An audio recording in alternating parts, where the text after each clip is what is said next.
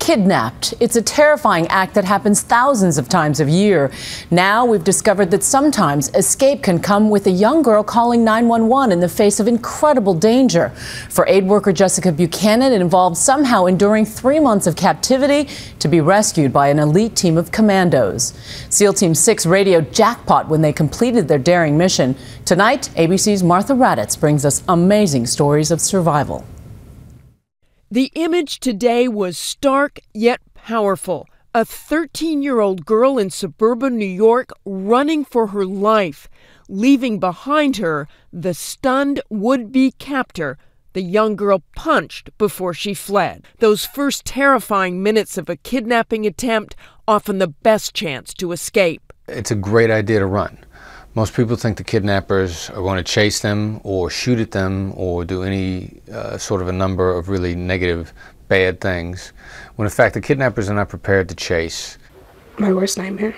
9-year-old Callista Cordova did not run in those first moments. She was held for 18 hours. But when her kidnapper took her into a convenience store, Callista took charge of her own fate.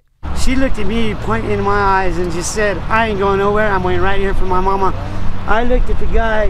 He looked at me dead in my eyes, spun around, and just hightailed it out of there. More than likely, for whatever reason in the way those kids were raised, they were taught to be a little bit self-aware. I don't think children innately have that ability, and they can simply be prepared easily enough without frightening them. Their parents probably gave them a few tools and simply the way that they were raised. For Jessica Buchanan, with close to a dozen heavily armed men dragging her from a car in a foreign country, the choices were much more limited. Her first thought is, are they going to kill me or do they want something else? Steve GANYARD was trained as a military pilot to evade capture and trained on what to do if that didn't work.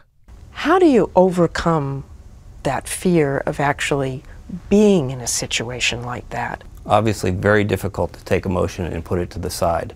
But if you think of it in terms of if you don't, you're not going to survive, then you go towards a much more rational way of thinking. Rachel and Paul Chandler learned that lesson quickly. They were held by Somali pirates for 13 months before a ransom secured their release. And I built up a little rapport with some of them, and it led to one of those surreal moments. I was doing my yoga in the early evening. We ended up with the yoga class, me doing it in the front, and 4 or 5 of these gangsters behind me doing the same movements. Honestly, you couldn't make it up. There's essentially a relationship that has to be developed with the captor. Not inciting the captors, not getting them more nervous, not having them think that you're a liability, beginning to understand what it is they want. Because if you can understand what it is they want, you may be able to facilitate your own release. By all rights, they should have taken us out. Don MANN, a former member of Navy SEAL Team 6, the same unit that rescued Buchanan, was once a hostage himself, along with 3 other SEALs when they were caught by more than a dozen armed men during a mission. Fortunately for us, we talked ourselves out of that one. You have to stay calm. You don't want to appear to be a threat. You don't want to be threatening in any way. And you have to immediately start thinking of a way to escape. Escape, however, is not always an option. I'm sure that these hostages were blindfolded to where they were taken, so they had no idea where they were. So there's probably an intent by the captors to intentionally disorient the people that they capture so that they don't have that sense of confidence that if I can just get out of this cell, if I can get out of this stockade, I'll be able to find my way to freedom. Freedom came to Jessica Buchanan thanks to the Navy SEALs, a daring rescue and a violent gunfight. And for Buchanan and her fellow hostage, one more test of will. For a rescue attempt, it's most likely going to be shooting. If you hear shooting, the first thing you want to do is quickly get down to the ground and stay down on the ground and not move. And listen to every command they say and just comply.